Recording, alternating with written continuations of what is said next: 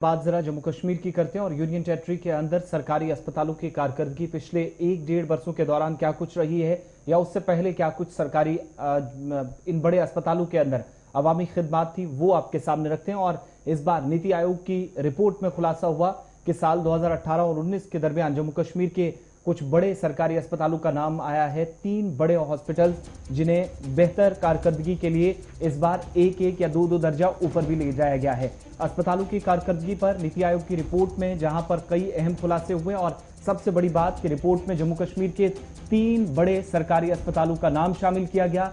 जिला अस्पताल बारामूला, बांडीपुरा, इनकी कारकर्दगी को सराहा गया और JLNM श्रीनगर को C सेक्शन लिस्ट में, जहां पर बेहतर कारकर्दगी के लिए सरकार की जो नीति आयोग की रिपोर्ट है उसमें एक बार फिर काबिले तारीफ काम करार दिया गया। मुख्तलिफ डिपार्टमेंट्स के अंदर और बेडों की अदम दस्तयाबी कुछ अस्पतालों के अंदर रहती है, लेकिन इन अस्पतालों के अंदर फैसिलिटीज पूरी रही और सरकार ये जो रिपोर्ट सामने आई है 2018-19 के लिए जम्मू कश्मीर यूनियन टेरिटरी के 3 डिस्ट्रिक्ट हॉस्पिटल जिनमें बेहतर कारकर्दगी का इसके लिए बेहतर दर्जा दिया गया। इन अस्पतालों को रियासतों और यूटी के सेहत निगहदाश्त करने वाले इदारों के लिए जो बेहतरीन कारकर्दगी इस सर्कल में जिन अस्पतालों को लाया गया है, अस्पतालों की बेहतरीन तरीकाकार का जायजा लिया गया। डिस्ट्रिक्ट अस्पताल बारामूला को जहां पर सपोर्ट सर्विसेज और तशखीसी टेस्ट सर्विस के लिए इसकी दस्तयाबी के लिए पहले नंबर पर रखा गया है। डिस्ट्रिक्ट अस्पताल बारामूला में तमाम जो मतलूबा खिदमात थी वो मौजूद थी, ये नीति आयोग की रिपोर्ट का मानना है, इसलिए पहला नंबर इसको दिया गया है। डिस्ट्रिक्ट अस्पताल बांडीपुरा को जहां पर बेडों की दस्तयाबी की शरह में पहले नंबर पर रखा गया है, जहां पर आज के वक्त में सबसे ज्यादा बेड्स हैं अवेलेबल रखे गए, ये नीति आयोग की रिपोर्ट में बताया गया। बांडीपुरा के इस अस्पताल में साल के लिए 100% बिस्तरों की गुंजाइश थी, ये भी रिपोर्ट में माना गया और उसके बाद इसको पहला नंबर दिया गया। श्रीनगर में JLNM अस्पताल को C सेक्शन रेट में पहले नंबर पर रखा गया है।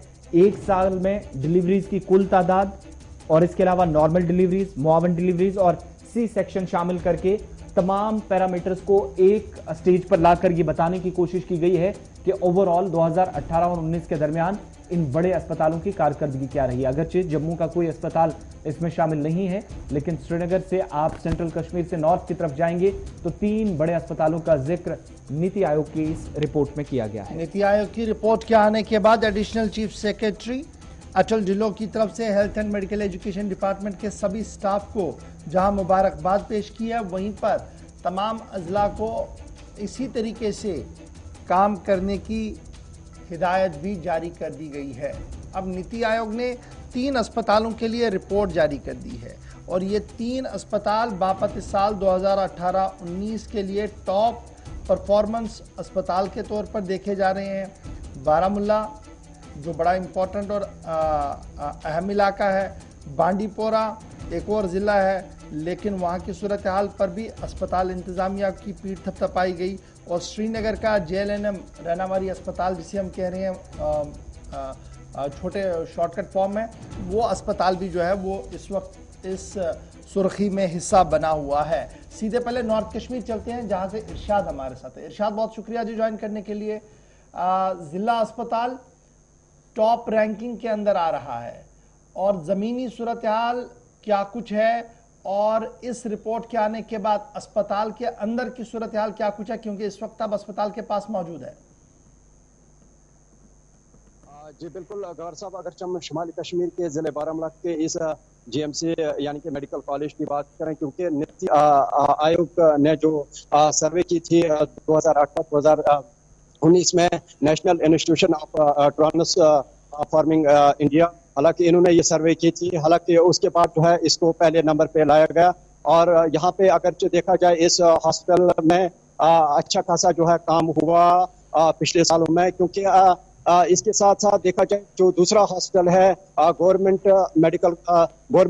हॉस्पिटल बांडीपुरा या जवाहरलाल नेहरू मेमोरियल हॉस्पिटल श्रीनगर, ये जो 3 हॉस्पिटल है इनमें अच्छा काम हुआ और अच्छी कारकर्दगी इन्होंने दिखाई। और इसके साथ साथ देखा जाए 2018 या 19 की बात करें, यहाँ पे जिला तरक्याती कमिश्नर बारामूला डॉक्टर GN इतू, उन्होंने जो है यहाँ पे अच्छा खासा काम किया है और कोविड में भी जो है वेंटिलेटर्स के साथ साथ जो बेड्स यहाँ पे लाए गए, चाहे आइसोलेशन वार्ड्स बनाए गए या ऑक्सीजन प्लांट्स यहाँ पे रखे गए और यहाँ पे जो है करने की जरूरत है। फिलहाल अगर से देखा जाए जीएमसी मेडिकल कॉलेज की बात करें, एसोसिएटेड हॉस्पिटल, यहाँ पे लगातार जो है लोगों की तरफ से आज के डेट में शिकायतें आ रही हैं, क्योंकि यहाँ पे जो है इंतजाम। जब मैं बारामूला की इस नीति आयोग की रिपोर्ट को देख रहा हूं तो इसमें दो चीजें बड़ी इंपॉर्टेंट है कि सपोर्ट सर्विस भी दिया है और availability of diagnostic test services, यानी कहीं ना कहीं लैब वाला मामला काफी सरफरोश रहा है।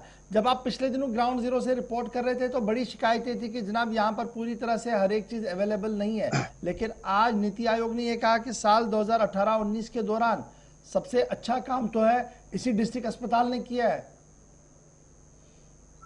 जी गौर साहब, अगरचे हम हॉस्पिटल की बात करें, क्योंकि ये कहने की बात है, क्योंकि अगरचे देखा जाए नीति आयोग ने ये जो यहाँ पे जो सर्वे किया है, मेरे ख्याल में ये ठीक नहीं है, क्योंकि अगरचे देखा जाए लगातार जो है जिले बारामूला इस गवर्नमेंट मेडिकल कॉलेज से शिकायतें आ रही हैं लोगों की तरफ से, चाहे मरीजों की जानिब से या बीमारदार जो साथ होते हैं उनकी जानिब से, क्योंकि दूर दराज इलाकों से यहाँ पे लोग आते हैं। हालांकि यहाँ पे इस मेडिकल कॉलेज में उस तरह के इंतजाम नहीं है जिस तरह से होनी चाहिए।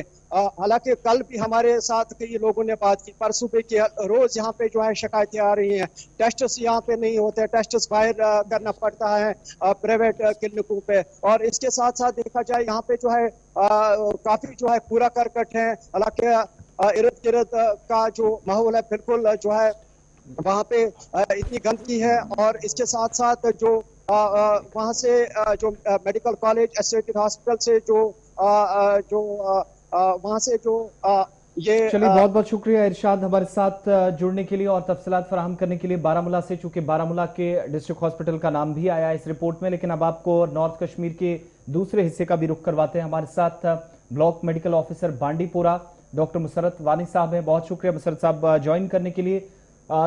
इस बड़े इदारे का नाम भी डिस्ट्रिक्ट हॉस्पिटल के अंदर काफी ज्यादा खिदमात रही हॉस्पिटल्स की, इसमें कोई शक नहीं है, और डिस्ट्रिक्ट हॉस्पिटल का नाम भी नीति आयोग की रिपोर्ट में आया है, पीठ थपथपाई गई है। वाकई में बांडीपुरा के डिस्ट्रिक्ट हॉस्पिटल या इसके बाकी जो इदारे हैं कितना मुतहरिक और कितनी इंप्रूवमेंट आज के वक्त में है, और ये माना जाए कि नीति आयोग की रिपोर्ट 100% 100% सही है। Thank you very much. मैं बड़ा मशकूर हूँ गुलिस्तान का जिन्होंने लाइव प्रोग्राम यहाँ से किया है, इसके लिए मैं बड़ा मशकूर हूँ जी। तो जैसे कि आपको मालूम है कि नीति आयोग ने एक असेसमेंट की है इस साल 1920 का जो असेसमेंट है, उसमें बेस्ट हॉस्पिटल जो है वो 3 डिस्ट्रिक्ट हॉस्पिटल यानी JLNM बारामूला और डिस्ट्रिक्ट हॉस्पिटल बांडीपुरा को इससे नवाजा है। इसके लिए मैं बड़ा मशकूर हूँ। जो कमेटी नीति आयोग की थी उन्होंने ये सिफारिशें की कि ये सबसे बेस्ट जो सर्विसेज है इन 3 हॉस्पिटलों में दी गई है। तो इसके लिए जो हमारे एम्प्लॉयज जो है, जो डॉक्टर्स है, पैरामेडिकल स्टाफ है, उनको मैं बधाई देना चाहता हूँ। उन्होंने दिन रात मेहनत करके इसको अव्वल नंबर पर ले आए। तो ये जो नीति आयोग है ये बेसिकली 2015 से जब शुरू हुआ, ये जो प्लानिंग कमीशन ऑफ इंडिया जो था उसी को ट्रांसफॉर्म करके एक नया एक थिंक टैंक जो बनाई गई है गवर्नमेंट ऑफ इंडिया ने, जिसका मकसद ये था कि जितने भी स्टेट्स है उनको डायरेक्ट पॉलिसी इंप्लीमेंट करके जो सेंट्रलाइज पॉलिसी है वो सेम होंगे एज इन स्टेट, और जो हमारे उसमें जो हेल्थ सर्विसेज है, जो हमारे हेल्थ इंडिकेटर्स थे, उनको इम्प्रूव करने के लिए एक पॉलिसी जो है वो बनाई गई, जो कि अंडर नीति आयोग जो है कंट्रोल किया गया। तो जैसे कि आपको मालूम है सिंस 2016-17 से हमने इस पर काम स्टार्ट किया है इन 2 डिस्ट्रिक्ट्स। पहले 2 साल में जो 2016 और 17 में बारामूला और कुपवारा को एज पायलट प्रोजेक्ट हमने स्टार्ट किया है। उसके बाद आहिस्ता आहिस्ता जो बाकी डिस्ट्रिक्ट है उनको भी कवर किया गया है, जिसमें बांडीपोरा में, और बांडीपोरा के जैसे कि आपको मालूम है यहाँ पर जो एम्प्लॉयज है उन्होंने बहुत मेहनत की है, और जो सर्विसेज दे रहे हैं, खासकर जो बेड ऑक्यूपेंसी जो यहाँ है वो 100% रहती है। इसका मतलब जो सर्विस अवेलेबिलिटी है वो 24/7 और of better quality. Health care system में अगर देखा जाए क्वालिटी जो है दैट इज मोस्ट इम्पॉर्टेंट, तो उसको हमने मेंटेन करके रखा है और इसको बेस्ट करार दिया गया है। लेकिन एक चीज आपने 100% बेड ऑक्यूपेंसी की बात की। आज के वक्त में चूंकि दबाव काफी ज्यादा रहा, रश बहुत ज्यादा था और इसमें काम भी काफी वक्त से हुआ है, लेकिन कोविड के इस 1.5 साल के अरसे के दौरान कैसे चीजें मैनेज हो पाई हैं? रिपोर्ट तो हम देख रहे हैं 2019-20 में हुआ, मगर 20 के बाद का जो अरसा अब तक गुजरा है और ये पहले 5-6 महीने चैलेंजेस काफी ज्यादा रहे हैं। आज के वक्त में वो 100% इंप्रूवमेंट मानी जाए जो असेसमेंट 100% की गई है नीति आयोग की रिपोर्ट में? बिल्कुल आपने सही फरमाया। बेसिकली जो ये 2 साल रहे, 20-21 जो हमारा जो कोविड इफेक्टिव था, और आपको जैसे कि मालूम है जो बांडीपुरा था ये सबसे ज्यादा इफेक्टेड, स्टार्टिंग में जो फर्स्ट वेव आई उसमें सबसे ज्यादा इफेक्टेड जो था वो बांडीपुरा था। यानी फर्स्ट 100 केसेस जो कोविड के थे वो पहले बांडीपुरा से स्टार्ट हो। जहांगीर बोलते हैं जी। जहांगीर को गगन इंडिया भी बोला जाता था, उससे भी जाना जाता था। और यहाँ पर जो था कोविड का बहुत ज्यादा असर हुआ था, और यहाँ पर हमने एक स्ट्रेटजी बनाई है जिसमें बहुत सारे कॉन्स्टेंट्स भी थे और बहुत सारे चैलेंजेस भी थे। तो जैसे कि आपको मालूम है जो डिस्ट्रिक्ट अस्पताल हमारा है वो एज कोविड हमने कन्वर्ट किया था, लेकिन वहाँ की जो सर्विसेज है वो हमने ओल्ड हॉस्पिटल, जो पुराना जो डिस्ट्रिक्ट हॉस्पिटल था वहाँ से हमने दे दिए, और दिन रात वहाँ 24/7 सर्विसेज, यानी दोनों हॉस्पिटल में, न्यू डिस्ट्रिक्ट हॉस्पिटल और ओल्ड डिस्ट्रिक्ट हॉस्पिटल जो रूटीन वर्क था वो चलता रहा।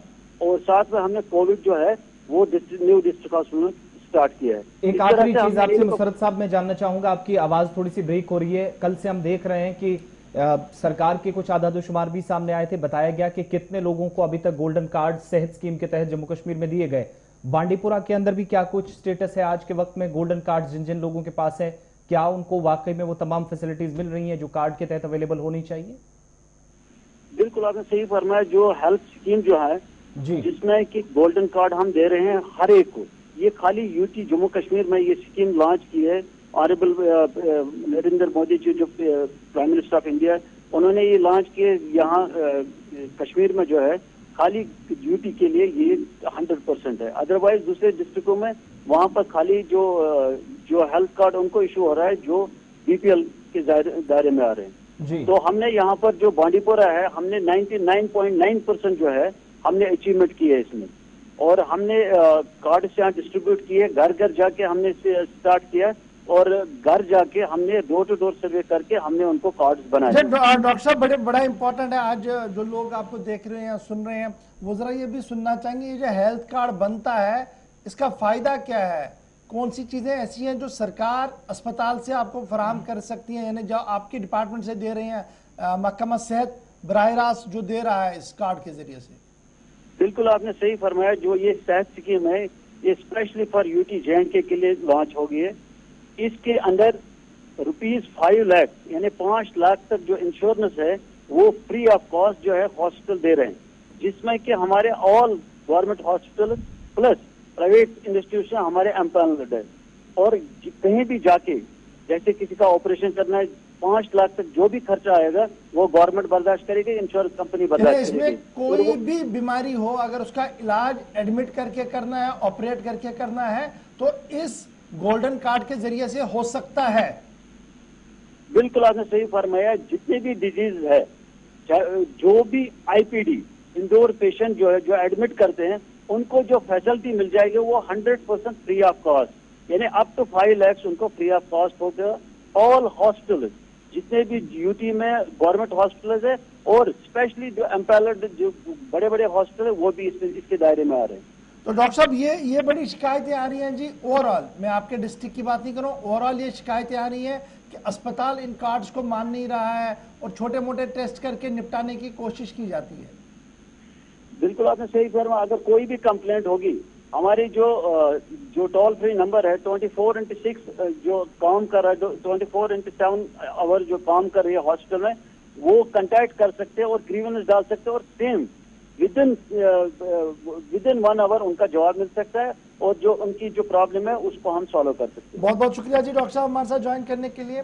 नीति आयोग की रिपोर्ट आई है और रिपोर्ट के अंदर 3 अस्पतालों में बेहतर कारकर्दगी भी देखने को मिली है। और उस बेहतर कारकर्दगी भी एक बड़ी खबर भी हमने आपके सामने रख दी, जो बड़ी इंपॉर्टेंट बात थी। चूंकि जब गोल्डन कार्ड्स के हवाले से बात हो रही थी तो यहाँ पर कुछ लोगों की बात भी सुनाते हैं। चूंकि कल ही सरकार ने कुछ आदादोशुमार बताए, तो दूसरी तरफ ग्राउंड पर क्या है वो जरा आपको बताना जरूरी है। और कुछ लोग ये भी बताते हैं कि गरीबी की सतह से नीचे जिंदगी गुजार रहे हैं या बीपीएल के दायरे में जो आते हैं, इस जुमरे में आने वाले लोग, गोल्डन कार्ड्स हैं लेकिन इलाज नहीं है। क्या कुछ डॉक्टर्स कहते हैं या जो तिब्बी अमला है उनके पास जाते हैं, कुछ सहूलियात या कुछ शराइत को छोड़कर बाकी कोई भी फैसिलिटी उनके लिए अवेलेबल नहीं है। ये कल की तस्वीरें हैं और इन लोगों की जरा बात भी सुनते हैं। गवर्नमेंट मेडिकल कॉलेज डोडा के अंदर क्या कुछ लोग बताते हैं।